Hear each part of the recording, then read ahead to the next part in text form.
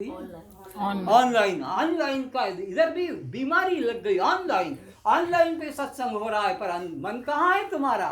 मन तो तुम्हारा संसार में ही रमण कर रहा है। ऑनलाइन ऑनलाइन करते रहो, लेकिन मन तुम्हारा उसमें कहाँ फंसता है? तो इसलिए देह वासना को हटाना है और वहाँ पर ईश्वर चिंतन, आत्मचिंतन, ये हमको बढ़ाना है।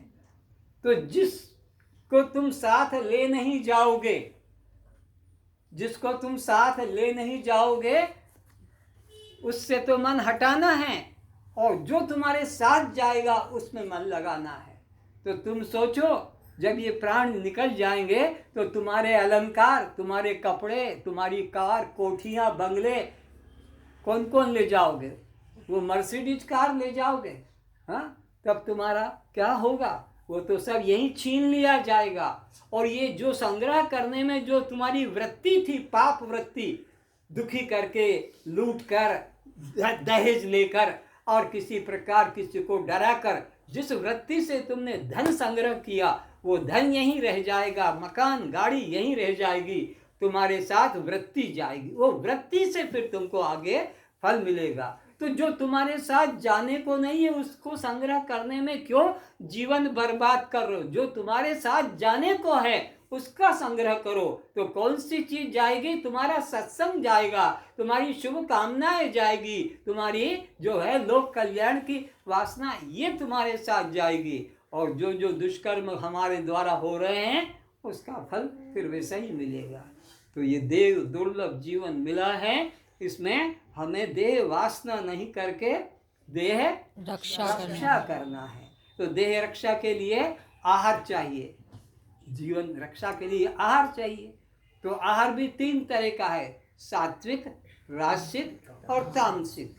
तो तामसिक आहार गीता के 17 अध्याय के 8-9 श्लोकों में बताया है कि जो अपने आप प्राकृतिक रूप से प्राप्त हो जाता है, जिसमें किसी की हत्या, किसी को दुखी नहीं किया जाता, किसी के आंसू गिराकर नहीं पाया जाता है, वो आहार सात्विक आहार है। और जो अधिक कड़वा, अधिक खट्टा, अधिक मिर्च मसाले वाला ऐसा आहार को जो अधिक अधिक गर्म है उसको खाया जाता, वो राजसिक आहार होता है। और जो बासी और जो जाति से अपवित्र ऐसे आहार को लिया जाता, वो तामसिक आहार किया जाता है, कहा जाता है। तो व्यक्ति को क्या करना होगा? तामसिक से हटकर राजसिक आहार में आना है, और राजसिक आहार वालों को भी सात्विक आहार में अपना परिवर्तन करना है। और इससे भी आगे हमें तो गुणातीत होना है। ये तीनों गुणों बंधन वाले हैं। तमोगुण लोहे की जंजीर है, रजोगुण चांदी की जंजीर है, और सतोगुण सोने की जंजीर है। पर जंजीर तो तीनों बांधने वाली है।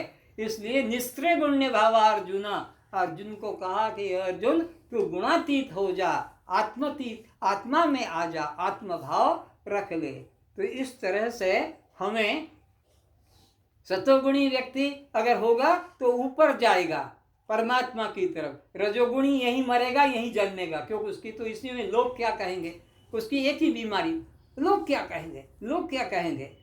अपना घर दिखाने के लिए दूसरों को बुलाया जाता है, चाय पार्टी दी जाती है ताकि पता लगे क्या सोफा सेट है, क्या का उनके घर का टीवी है, क्या उनका फर्नीचर है, क्या फर्श है। नहीं तो क्या जरूरत है ये पार्टी देगा, लोगों को पता लगे अपने अहंकार को फुलाने के लिए। जबकि मकान कर्ज लेकर बनाया है और फिर भी लोगों को, तो ये अपनी वासना जो है देह के अंदर, ये तुमको फिर जन्म दिलाएगी। तो देह वासना न करके देह रक्षा करना है। तो क्या करना है? जो भगवान के मंदिर में रखा जाता है, भगवान के मंदिर में जो रखा जाता है उसको अपने अंदर ग्रहण करना है। इसीलिए तो ये मंदिर की प्रथा बनाई है। ये शिक्षा ग्रह है। मंदिर क्या है? शिक्षा ग्रह। वहाँ जाके शिक्षा लो। क्या शिक्षा लो? वहाँ सिगरेट नहीं, बीड़ी नहीं, तम्बाकू नहीं, गुटखा नहीं, पुड़िया नहीं, पान नहीं, सुपारी नहीं, और भी कोई लहसुन नहीं कि प्याज भी मंदिर में तुमने देखा किसी को ले जाते? बोलो नहीं। तो असली मंदिर तो ये है जो यहाँ बैठा है, हनुमान छाती चीर के दिखाता है कि नहीं? फोटो देखा होगा हनुमान का छाती चीर कर। तो राम वहाँ अयोध्या में बैठे हैं कि मंदिर में बैठे कि इसमें बैठे हैं? इसमें। अपने देह में। तो अब इसको कितना पवित्र रखना चाहिए, लेकिन कोई अंडा डाल रहा है, तो कोई मछली डाल रहा है, तो कोई मुर्गा डाल रहा है, क्यों कितने कितनी गंदी चीजें इसमें डाली जा रही है। तो ये सब भगवान के सर पे गिर रही है। अरे तुम्हारे सर पर कोई अंडा तोड़ दे, फोड़ दे, प्यार आएगा? तुम्हारे शरीर पर कोई शराब की बोतल ढाल दे, प्यार आएगा कि गुस्सा आएगी? बोलो। तो फिर तुम तो परमात्मा को गुस्सा ही दिला रहे हो, शराब भी डाल रहे हो, अंडा भी डाल रहे हो, मांस, वो तो यहीं बैठा हुआ सबके हृदय मंदिर में। तो भगवान को जो अच्छा लगता है आहार, भगवान को जो प्रिय लगता है, शबरी ने क्या दिया था भगवान को? विदुराइन ने क्या दिया था? केले। शबरी ने बोर दिया था। और इसी प्रकार आप विचार करो, ये राम ने, लक्ष्मण ने, सीता ने, हनुमान ने 14 साल क्या खाया था? गैस चूल्ही लेके गए थे, मटका हंडा लेकर गए थे, धान, गेहूं चावल, प्राकृतिक आहार पे, करही आहार, साग फल कंदा। करही आहार क्या क्या? साग फल कंदा। साग है ना पत्ते, और फल जैसे कि तुम्हारा ये आलू है, या ये आज जो बनाया था मीठा शकरकंद है, मूंगफली, जो जमीन के अंदर कंद जो है, ये चीजें खाने की, ये प्राकृतिक आहार तुम्हारा है। यही भगवान ने गीता में मांगा भी है कि मुझे जो पत्र पुष्प फल अन्न प्रेम से देता है, उसको मैं साकार रूप से ग्रहण करता हूँ। साकार रूप से शरीर धारण करके। आज तक तुम मंदिर में जाते जाते बूढ़े हो गए, तुमने जो भी रखा उसने पकड़ के खाया, मांग के खाया कि और दे मेरे को, बढ़िया तू बना के लाया है खीर, कि बढ़िया तूने जो है ये पीठा बनाया? नहीं। तो ये जो भाई बंधु हमारे बैठे हैं, ये प्रेम से तुम जो इनको पत्र दो, पुष्प दो, फल दो, इनको खाने की बात इस रूप में मैं खाता हूँ। वो पत्थर की मूर्ति के रूप में नहीं खाता हूँ। दरवाजे पे खड़ा है भिखारी, 2 दिन से भूखा, उसको कहते भाग यहाँ से, भाग यहाँ से। और तुमने क्या किया? कोई मिस्त्री होगा, कलाकार, पत्थर को तोड़ तोड़ के 6 ही हथौड़ से एक रूप दे दिया, और रंग कर दिया, और खड़ा कर दिया, और भोग रख रहे हैं, उसको आरती कर रहे हैं। और वो जो जिंदा भगवान था दरवाजे पे, उसको डंडा मार के, गाली दे के, पानी छिड़क कर भगा दिया। और ये पत्थर की मूर्ति जो ना खाती है, ना पीती है, ना उठती है, ना बैठती है, ना चलती है, ना लेती है, ना देती है, उसके आगे हाथ जोड़ रहे हैं, आंसू गिरा रहे, प्रभु आप खाइए, प्रभु आप खाइए। इस तरह से हमारी बुद्धि ही नष्ट हो गई। बुद्धि ही मनुष्य जीवन में थी, वही नष्ट हो गई। तो हमको क्या करना है? जो चीज हमारे साथ जाने की है, उसका संग्रह करो। क्या जाएगी? सत्व गुण। क्या जाएगा? दान, धर्म, दया, सत्संग, दीन दुखियों की मदद, अंधे लंगड़े लूलों की सहायता। इनको दोगे तो ये तुम्हारे उसमें जुड़ेगा, पुण्य के खाते में। और इसमें न जुड़ के अपने ही बेटा बेटी पोता पोती में दे रहे हो, ये सब नरक के खाते में जुड़ेंगे। ये सब नरक ले जाने वाले एक भी नहीं है कि जो तुम्हारे को स्वर्ग की सीढ़ी पे चढ़ाते हैं। ये सब नरक ले जाएंगे। तो इनमें तुम्हारी आसक्ति है, तो आसक्ति है तो फिर उन्हीं के घर का कुत्ता बनना पड़ेगा, उन्हीं के घर की बिल्ली बनना पड़ेगी, उन्हीं के घर का नौकर बनना पड़ेगा, उन्हीं के घर का गाय घोड़ा गधा बनना पड़ेगा। ये तुम्हारे संबंध होते हैं। देखो ना, एक कुत्ता सड़क पर मरता है, बेमौत मरता है वो कुत्ता, तो उसके कर्म पर। एक कुत्ता 22 लाख की कार में बैठ के जाता है, और उसके लिए डॉक्टर आते हैं, उसको ब्रेड खिलाई जाती है, दूध पिलाए, 2 लीटर दूध उसके लिए आता है। बाप माँ को दूध नहीं दिया जाएगा, पर कुत्ते के लिए क्यों? ये सब कर्म का फल है, लेकिन कुत्ता बन के आना पड़ा। देखो, शुभ कर्म थे तो भी कुत्ता बनना पड़ता है। ये बात किसी ने नहीं बताया। पाप रूप तो पाप है, सब दुनिया जानती है। पुण्य भी पाप है, तो पुण्य पाप है तो देखो वो कुत्ता तो बना, लेकिन पुण्य के फल से उसको घर में खाना पीने की व्यवस्था हो गई, एक सड़क पे मरता है। तो इसलिए हमको अपनी कमाई को सद्गुरु के सत्संग के लोक कल्याण के रूप में लगाना है, न कि इन बेटा बेटियों को कुत्ते कुतियों की तरह पाल पाल कर और इनके पीछे अपने जीवन को अर्पण कर देना। लेकिन आसक्ति है, ये तो मेरा बेटा, ये तो मेरी बेटी है, इसको तो देना है, इसको तो देना है। हाँ, सत्संग के नाम पर भी 1000 रुपया दे देना, लेकिन बाकी का तो इन्हीं के पास रहना है। उन्हीं की व्यवस्था कर लेते मरने के पहले, ताकि झंझट ही ना हो। हाँ, ऊपर का तुम ले लेना, बीच का तुम ले लेना, नीचे का फिर तुम ले लेना, मेरे जाने के बाद सब व्यवस्था कर रखी हूँ। उसे घबराओ मत, अपना बता रहा हूँ। तो ये सब की सब व्यवस्था आसक्ति बता रही है, ये तुम्हारी आसक्ति है। सत्संग के अंदर नहीं दे पाओगे, वो जो शिव पार्क में मंदिर है उसको नहीं दे पाओगे, उसके साथ रहते हो, उसकी कथा रोज सुनते हो, वहाँ जाते हो, उसके लिए इतना त्याग नहीं होगा। त्याग होगा उनके लिए जिनका खुद का मकान है, खुद का धंधा है, खुद की नौकरी है, उन्हीं के पीछे हम अपना समर्पण कर देते हैं, वहाँ देर नहीं लगती है। तो ये आसक्ति तुम्हारी बताती है कि किधर ले जाएगी। करो वेदांत का सत्संग, खूब भीड़ इकट्ठी भी कर लो, लेकिन तुम्हारी आसक्ति किधर झुक रही है, वो उधर ही खींच के ले जाएगी। वो तुम्हारे से बाहर से कोई पूछने आने वाला नहीं है। तो अपने को जो हमारे साथ जाने वाला है उसको संभालो। जो हमारे साथ जाने वाला है क्या? सत्संग, आत्मचिंतन, स्वाध्याय, ये हमारा जितना बढ़ेगा ये हमारे साथ जाएगा, और ये बाहर का जितना बढ़ेगा यही सब छीन लिया जाएगा। एक एक रखा, एक एक वस्त्र भी ले लिया जाएगा। एक सुई भी तुम्हारे साथ जाने को सुई भी नहीं जाएगी। फिर ये 25 लाख की कार जो भी उसका बने, फिर ये 1 करोड़ का हमारा कमरा, फ्लैट, ये जो भी ले, लेकिन वहाँ तुम्हारा ये कुछ भी नहीं जाएगा। तो सद्गुरु मिलेगा तो ऐसे कांटे चुभाएगा कि तुमको बेचैन कर देगा, तुम्हारी नींद का हराम कर देगा।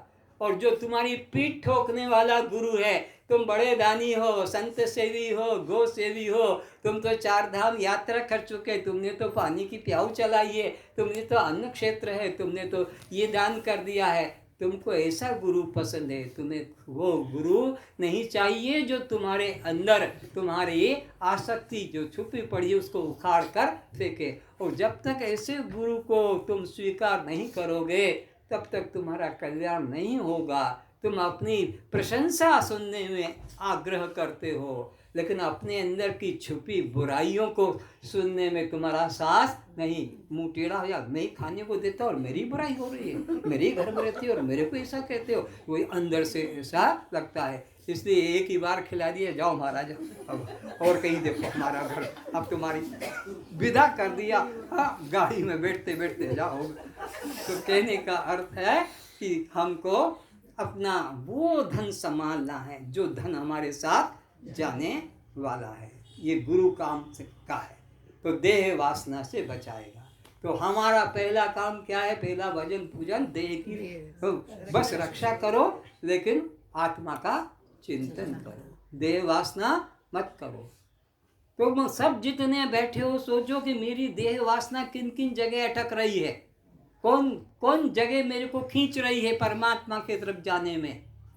क्या वो शब्द है जिसकी वजह से मैं उधर से खींच रहा हूँ, परमात्मा की तरफ नहीं जा पा रहा हूँ? क्या स्पर्श है जो मुझे खींच रहा है किसी का, जो मैं परमात्मा की तरफ नहीं जा पा रहा हूँ? क्या कोई का रूप है जो मुझे खींच रहा है, उस परमात्मा की तरफ जाने से रोक रहा है? क्या कोई प्रकार का रस है जो मेरे को खींच रहा है अपनी तरफ और परमात्मा की तरफ नहीं जाने दे रहा है? क्या कोई गंध है जो मुझे खींच रही है, परमात्मा की तरफ जाने से रोक रही है? तो इनसे निकलो।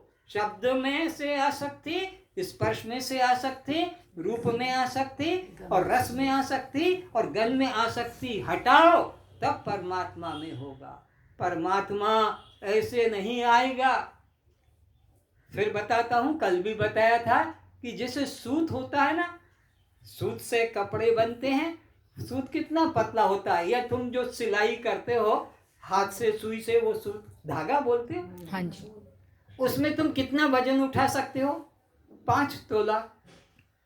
1 केजी तो नहीं उठा पाओगे एक सूत में। 1 केजी उठाओगे तो टूट जाएगा। तो एक बात बता रहा हूँ, तो तुम सूत से ये उठा लेते हो, पर वजनदार चीज उठाना है तो उन सब सूतों को इकट्ठा करके क्या बनाओगे? रस्सी बनेगी। तब उससे 50 केजी की, 60 केजी की, 10 केजी खींचोगे। ये बात समझ में आ गई ना? भगवान भी कहते हैं ये तुम्हारे सूत में तुम्हारे बाप बन गए, माँ बन गई, बेटा बेटी, पोता पोती, सब में सूत, सबको सूत से बांध लिया है। मैं इतना हल्का नहीं हूँ जो सूत में आ जाऊं। मैं तो सबसे हैवी हूँ। तो सबसे ये अपने सूत को खींचो, सबसे ममता ताग बटोरी, और मंद मम पद कमल बांध बट डोरी। बट के रस्सी को बनाओ मजबूत, और फिर मेरे को पकड़ो, तब मैं पकड़ने आऊंगा। मैं ये सूत नहीं हूं जो तुमने बेटा बेटी, पोता पोती, गाय घोड़ा, कुत्ता बिल्ली, मेरा मेरा, ये मेरा, ये मेरा, ऐसा मैं बनने वाला। इन सब से ममता को खींचकर और मेरे को ही, बस मेरे को ही। भगवान को बड़ी ईर्ष्या होती है, जैसे तुम्हारे पतियों को, जैसे तुम्हारी पत्नियों को। कोई पत्नी नहीं चाहती कि मेरा पति किसी और के पास प्यार करे। कोई पति नहीं चाहता कि मेरी पत्नी को कोई और प्यार करे। चाहता कोई? भगवान भी यही चाहते कि मेरा भगत और किसी को नहीं प्यार करे, कि आज तो शंकर है तो कल महावीर है, तो फिर शनि महाराज है, तो फिर यह दुर्गा है, तो फिर ये सब हटाओ वेश्यावृत्ति को। इसको भी खुश कर दे, इसको भी खुश कर दे, उसको। भगवान सबसे ममता ताग बटोरी, मम पद कमल बांध बट डोरी, तब मैं वश में आऊंगा। अनन्य चिंता, अनन्य अनन्य अनन्य का मतलब न अन्य, और मेरे अलावा कोई दूसरा न हो। तो मैं हो, ये तुम्हें बोल तो समझोती हो, सबको पता है, जरा बोल दो तो तुम्हें वो पूरा बोलो। इसका अर्थ तो सोचो, बोल तो दिए सब लोगों ने। तुम ही, नॉट अदर, तुम ही पिता, तुम ही माता, तुम ही भ्राता, तुम ही मेरे सब कुछ तुम ही हो। धन भी तुम, पति भी तुम, पत्नी भी तुम, सेवक भी तुम, स्वामी। कोई अदर दूसरा है ही नहीं। है क्या तुम्हारे का पास ऐसा भगवान के साथ संबंध? तुम्हारा तो इधर से है, इधर भी है, तुम भी, तुम भी, तुम भी। तो भी जोड़ रहे हो, ही नहीं लगाया। परमात्मा कहता ही लगाना है मेरे प्रति भी। मैं भी में पकड़ में नहीं होऊंगा, भी तो सूत के लिए है। रस्सी जो है वो परमात्मा को पकड़ेगी। तो ही होना, तुम ही बोलो। जितने बैठे हो, हमने ऐसा उस आत्मा से जो यहीं बैठा है उससे ही लगाया। तुम ही पिता, तुम ही माता, नहीं सामने बैठी है वो माता, सामने बैठा वो पति, उसको ही लगाया है। अरे इधर ही लगाओ, उधर भी लगाओ, इधर भी रखो, इधर ही रखो। तुमने इधर ही कर दिया, इधर भी कर दिया, उल्टा कर दिया। तो इस तरह से अपने मन को परमात्मा की तरफ जोड़ो और इससे हटाओ। जीवन निर्वाह का यह साधन मान लो, ये साथ आने वाला नहीं है। अब दूसरी वासना, ये तो 3 वासना। गुरु का काम क्या है? मनुष्य जीवन मिल गया, फिर सदगुरु मिल गया, तो वो 3 वासना हटाएगा। तो देह वासना हट गई, तो देह वासना करेंगे कि देह रक्षा? देह रक्षा, देह रक्षा। तो उसके लिए फिर सादा जीवन और उच्च विचार, सादा जीवन उच्च विचार। फिर अपने ये चेहरा बनाने का, मॉडल बनाने का ये झंझट खत्म, कि कैसे बाल बना के निकलूं, कैसे रूप बना के निकलूं, कि कैसे चूड़ियाँ डाल के, कि कैसे साड़ियाँ डाल, ये नहीं। हाँ, जो मिल गया ठीक है। आधा घंटा, 1-1 घंटा तो मैचिंग करने में लग जाता है। ये पहनूं, ये खोल दिया, नहीं ये ठीक नहीं लगता, ये पहन के फिर इसको खोल दिया, ये ठीक लग गया, दर्पण भी लगा है। तो ये देह वासना तुम्हारा आगे रास्ता रोक रही है। अब दूसरी है शास्त्र वासना। शास्त्र वासना को मतलब है कि शास्त्र ही पढ़ते रहना। क्या लैंडलाइन पे चल रहा है? 3 जगह ऑनलाइन पे 3 जगह। हाँ, हमारा उससे जुड़ गया, हमारा उससे जुड़ गया, ये शास्त्र वासना। और ये उसमें तुम जो पढ़ रहे हो, अक्षर ही तो पढ़ रहे हो ना। अक्षर पढ़ने से ज्ञान होगा क्या? तुम्हारा टेप रिकॉर्ड में भरा हुआ है, सीडी में भरा हुआ है, पेन ड्राइव में भरा हुआ है, और सब पुस्तक में। तो क्या वो पेन ड्राइव चलता रहेगा, वो सीडी चलती रहेगी? तो फिर तुम्हारा पहले कल्याण होगा कि सीडी का कल्याण होगा कि पेन ड्राइव का? किसका कल्याण पहले होगा? किसी का भी नहीं। तुम तो बोलने में भूल भी कर दोगे, उसमें तो जैसा भर दिया है एक स्वर में बिना नॉन स्टॉप के वो चलता रहेगा। अब तुम विचार करो कि तुम्हारे में और वो पेन ड्राइव के अंदर से निकल रही रामायण गीता भागवत, किसका कल्याण पहले होगा? पेन ड्राइव का होगा कि तुम्हारा? किसी का भी नहीं। हाँ? किसी का भी नहीं। वो तो कभी गलती नहीं करता, वो तो भूल नहीं करता, वो तो लगातार।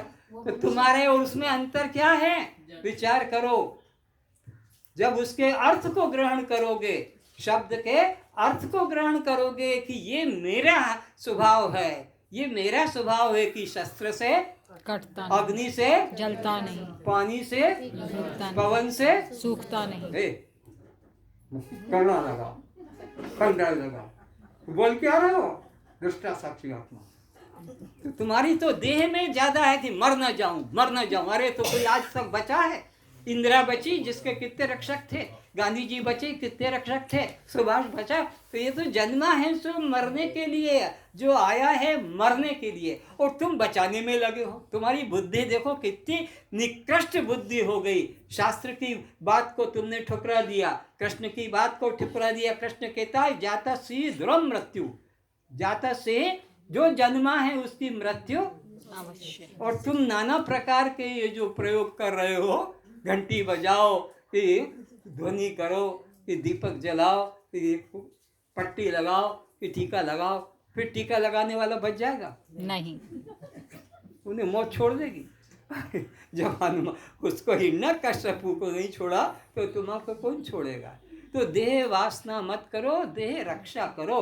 आया है जाएगा, जो आया है जाएगा।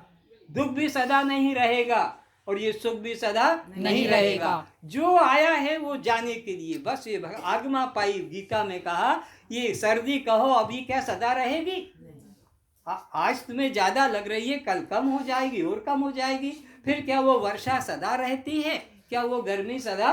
ये सब आग। तो ये इंद्रियों का भी इसी प्रकार है, ये सुख भी कि ये दुख भी। देखते रहो, देखते रहो, देखते देखते दर्द चला जाएगा।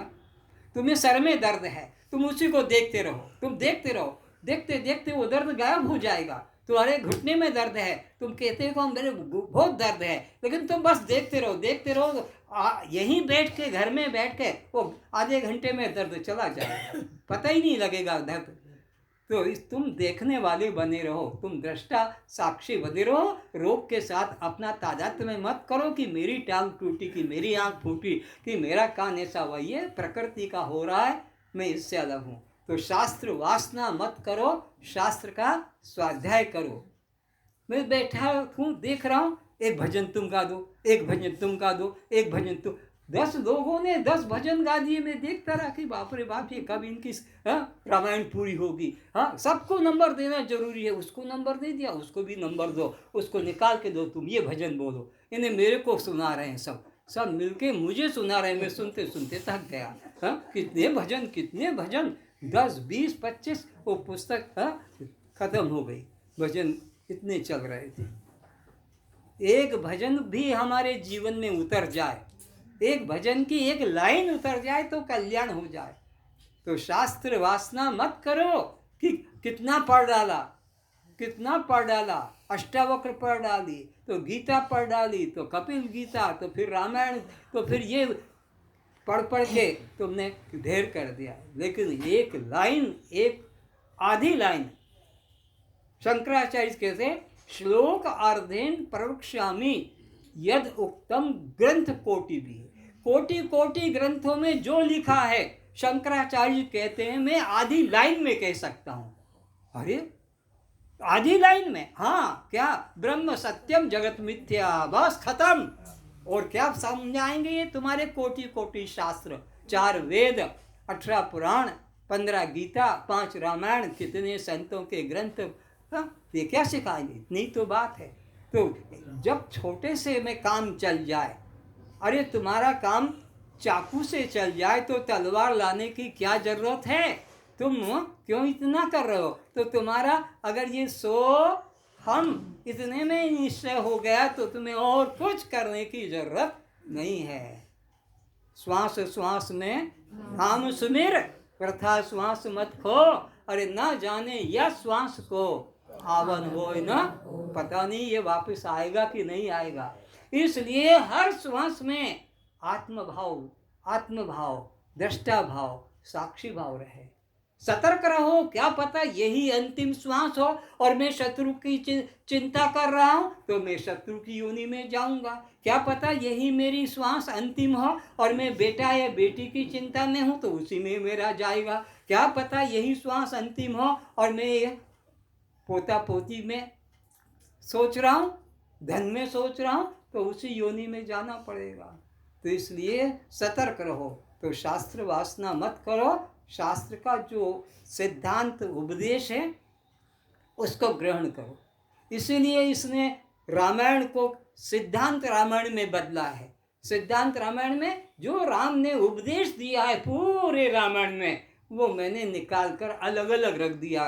गुरु का, स्त्री का, राजा का, असली गुरु का, नकली गुरु का क्या स्वरूप है, एक जगह आपको पूरी रामायण में ढूंढने की जरूरत नहीं पड़ेगी। कितना बड़ा रामायण है, 8 कांड की 7 कांड है, फिर उसके कितने तो सार का। तो सार सार को गही लहे, थोता देही उड़ाए। साधु ऐसा चाहिए जैसे सूप सुभाव। सद्गुरु, साधु या मुमुक्षु कैसा होना चाहिए, सूप की तरह। सूप का क्या स्वभाव है, उसमें जो डालो ऐसे उछालोगे तो क्या होगा, हल्का हल्का उड़ जाएगा और सार सार रह जाएगा। तो इसी प्रकार मैं जितने भी ग्रंथ आप मेरे नाम से देख रहे हो, सार निकाल लिया है उस गीता से, उस रामायण से, उपनिषद से। है वही श्लोक, है वही सिद्धांत, पर तुम्हारे काम में आज उतना उतना ले लो, बाकी को छोड़ दो। और तुम सोचो कि पूरा गीता में पढ़ डालूं, पूरी रामायण में पढ़ डालूं, पूरी दवा की दुकान की सब दवाएं खा डालूं। अरे तुम्हारे को डॉक्टर ने जो लिखा है कागज पर वो दवा खाओ, अपना काम लो। और भी दुकान में बहुत से सामान है तो वो दूसरे रोगियों के लिए है। तो गीता में, उपनिषदों में सब प्रकार के रोगियों के लिए औषध है, कोई एक के लिए थोड़ी है। तो जो कर्म का अधिकारी है वो कर्म से लाभ ले ले, जो भक्ति का अधिकारी है वो भक्ति का लाभ ले ले, जो योग का अधिकारी वो योग का अपना ले, और जो ज्ञान का साधन है वो ज्ञान ले ले, विचार का विचार ले ले। तो ये हमको अपना वासना छोड़ना है। शास्त्र वासना से कल्याण नहीं होगा, शास्त्र का स्वाध्याय करना है। क्या करना है? अब स्वाध्याय का मतलब समझो।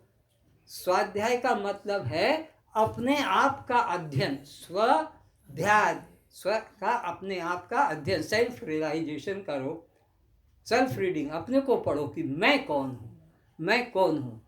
भगवान ने कहा है सब धर्मों का परित्याग करके तू एकमात्र मेरी शरण में। किसने कहा? भगवान ने कहा। तो इसमें कितनी बातें हैं? 5 बातें हैं। किसने किसको कहा? तो कृष्ण ने अर्जुन को कहा। और क्या कहा? सब बाह्य धर्मों का परित्याग करके एकमात्र आत्मा की शरण में आ जा।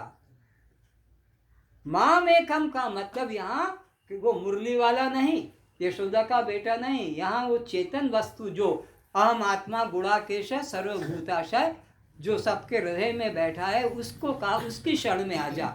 और ये बाहर के तीर्थ मंदिर, नारायण नाना देवी देवता हट जा।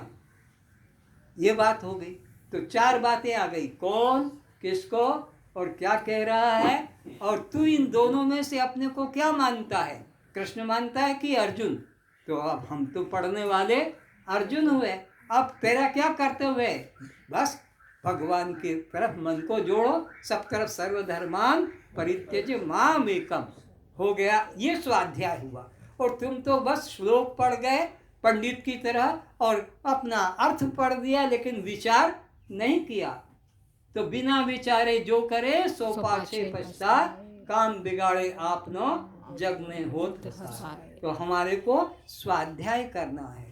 तुम जितने भी भजन करने वाले हो आज या जो आगे पीछे कर रहे हो, एक एक व्यक्ति सोचे इस भजन करने के पहले मैं सोचूं कि इसकी बात मैंने स्वयं ने धारण की है कि नहीं है, ये बात मेरे जीवन में आई है या नहीं आई है।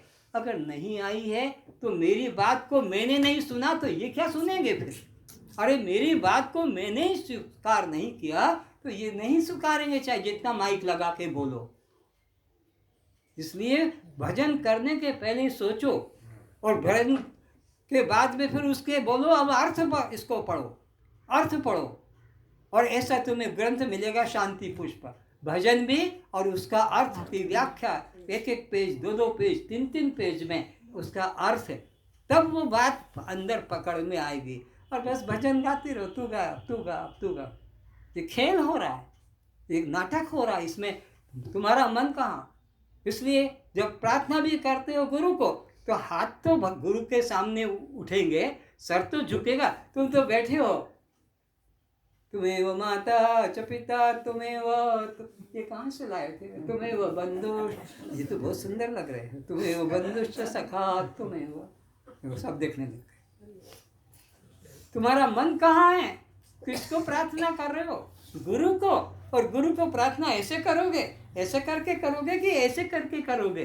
किसी के हाथ ही नहीं उठते। मैं तो ये देखता हूँ, जो देखो बस खाली बोले जा रहे हैं। भगवान के आगे प्रार्थना हो रही है, भगवान से भी, तो भगवान सामने है, तो भगवान के सामने ऐसे बैठे रहोगे क्या? ये हाथ जुड़ेंगे, बिना हाथ जुड़े तुम्हारा प्रार्थना कोई स्वीकार नहीं करेगा। न गुरु स्वीकार करेगा, न भगवान स्वीकार करेगा, न कोई तुम्हारा मिनिस्टर स्वीकार करेगा। संसारी भी आदमी उसके आगे भी हाथ जोड़ करके, तो भाई मेरे ये काम कर दे, मैं तुमको नमस्कार करता हूँ, पैर छू लेता हूँ। संसार में भी आप हाथ जोड़कर नमस्कार करते हैं अपनी कामना की पूर्ति के लिए, कि सीधे बोलते मेरा ये काम कर देना, है सुन दे मेरा काम ये कर दे, ऐसे बोलोगे? नहीं, हाथ जोड़ के करेंगे नम्र। तुम्हारी तो यही भक्ति है, तुम बस भजन गा रहे हो, भजन में बस लगे हो, एक के बाद एक के बाद एक के बाद, लेकिन एक एक भजन के अंदर भाव तुम्हारा जुड़ना चाहिए कि ये मुझे कहा जा रहा है, ये मेरे लिए कहा जा रहा है। अगर मैं नहीं मानूंगा तो कौन मानेगा? मेरी बात को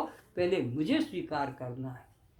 आया समझ में? तो हमको लोगों को नहीं सुनाना है, अपने आप को सुनाना है। हम ही नहीं सुन रहे, कान बंद करके बैठे हैं और बोले जा रहे हैं। तो स्वाध्याय करना है, अर्थात अपने आप को पहचानना कि वो मैं हूँ। भगवान ने कहा कि सबको छोड़कर मेरी शरण में आ जा तो सब पापों से मुक्त कर दूंगा। तो अब विचारो कि क्या मैं भगवान की शरण में आया हूँ? क्या मैंने तो 10 खसम बना रखे, सोमवार का अलग है, मंगलवार का भगवान अलग है, तो शनिवार का अलग है, तो एकादशी का अलग है, तो चतुर्थी अलग है। ये कौन सा? और ये क्या बोले, ये तो वहाँ गए थे ना, वहाँ का तिलक है, तो ये यहाँ का तिलक है, यहाँ की रस्सी बंधी है, तो ये डोरा वहाँ का बंधा है, ये सब बंधे हुए हैं पशु की तरह।